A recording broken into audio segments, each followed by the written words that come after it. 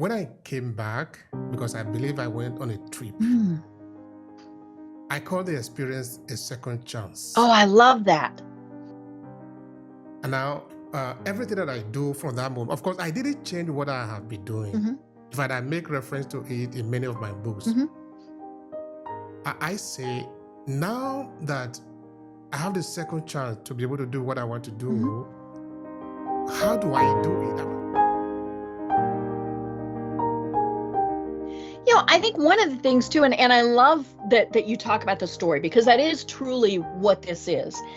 And I think so many people assume that their story has already been written. And, and they really don't have much choice in the matter, all of those various things. And I think we all want to remember that we can rewrite that story, or maybe it hasn't even been rewritten, and so we're going to, start over or do whatever. But yeah, that story has not been written.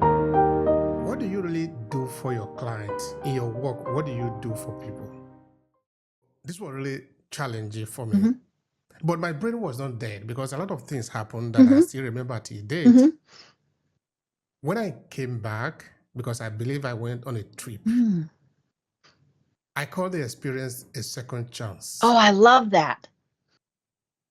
And now, everything that I do from that moment, of course, I didn't change what I have been doing. In fact, I make reference to it in many of my books.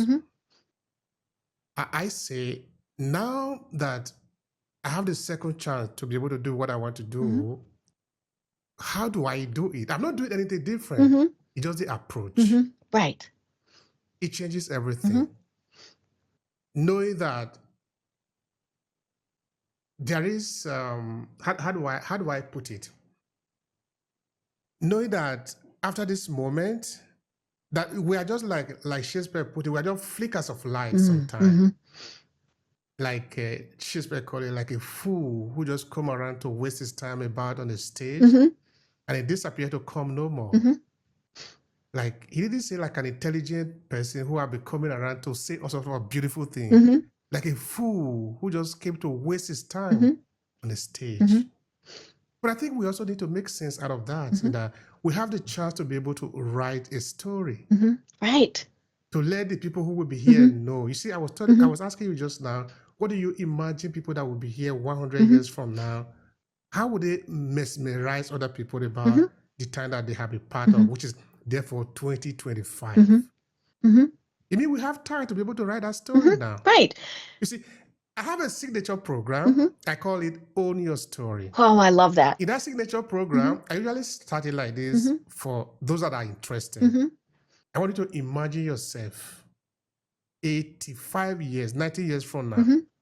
You have done everything you needed to do, because you can't do anything anymore in 19 years or whatever it is that you are in that time. What do you want to see? What kind of story would you like to tell the people? That is very trickish. Right. Because now, when you know that, we need to go back to the time where you are right now. Now you start working towards that. Right. No distraction. You don't need to worry about the noise. You have set a target in time. You are moving towards that. That is all that matters now. Right. So that if you need to get into a train, the question is this train moving towards that direction? Right. Because if it is not, there is no need wasting your time on it. Yeah. Stay on the right train. If that is a problem, it is probably going to lead you there. If there are opportunities, if you find $1 million on the road, if somebody give you a magic wand today, what would you do with that? If you know where you are going, everything must lead towards there. So I think this challenge is sometimes, we don't pray that it happen, but sometimes it does happen. The question is, what do we learn from that? Right. Right. I think one of the things too, and I love that you talk about the story, because that is truly what this is. And I think so many people assume that their story has already been written. And, and they really don't have much choice in the matter, all of those various things. And I think we all want to remember that we can rewrite that story, or maybe it hasn't even been rewritten, and so we're going to, start over or do whatever.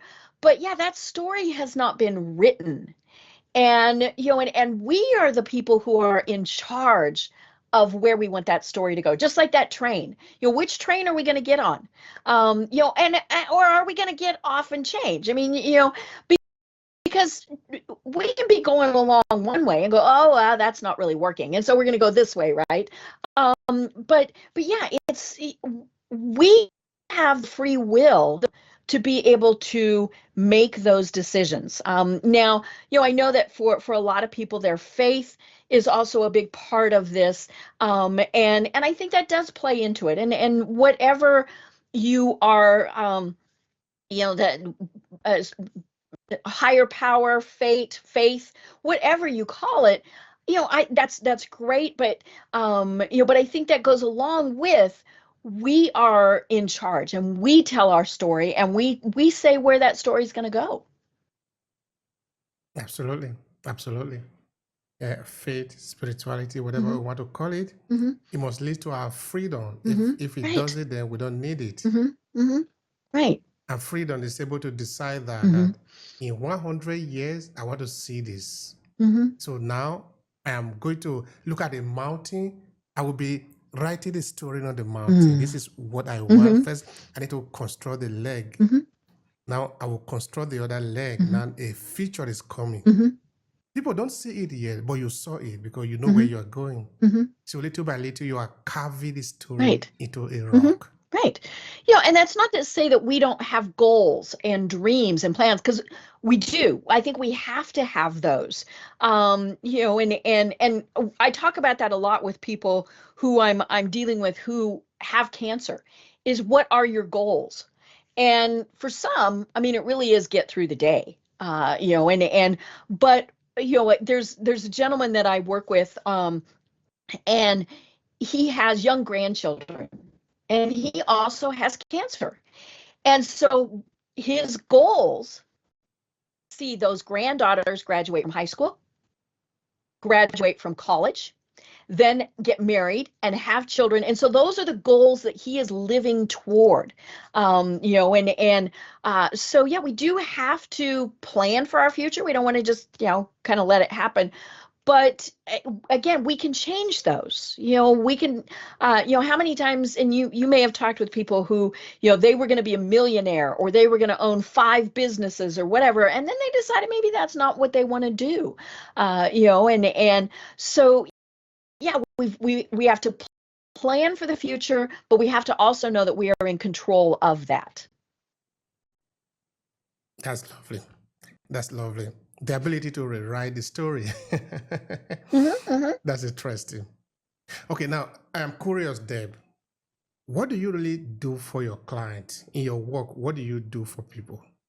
So I have my own marketing agency. It's called Wise Women Communications. And right now we are really focusing on working with senior living communities. And so, the places where people go to live when they're over 60, places like that. And I work with about, 15 of those communities, and I do their Facebook posts for them. So they will send me pictures of things that they're doing throughout the day, and then I post them on Facebook. And so we're showing that they are active, healthy, and happy.